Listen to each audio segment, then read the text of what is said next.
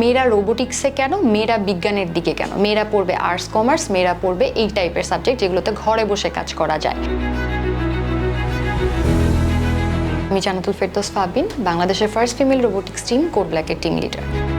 ছোটবেলা থেকেই science fiction movie এবং সায়েন্স ফিকশন বইয়ের প্রতি আমার এক ধরনের অ্যাফেকশন ছিল। সেখান থেকেই ওয়ালি মুভি, এবং ওয়ালি মুভি থেকেই কিন্তু আমার মূলত রোবট বা রোবোটিক্সের প্রতি যে আগ্রহটা বলি সেটার শুরু।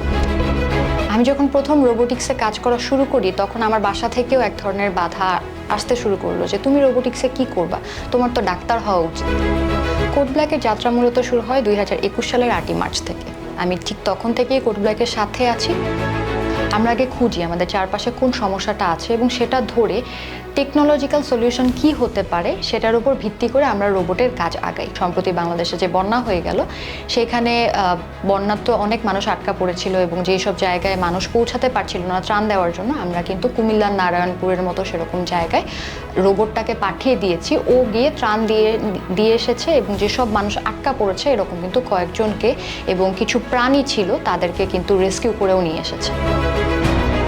2024 সালে আমরা world science environment and engineering competition থেকে গোল্ড মেডেল এবং নাসা স্পেস অ্যাপ চ্যালেঞ্জ থেকে গ্লোবাল নমিনেশন পেয়েছি।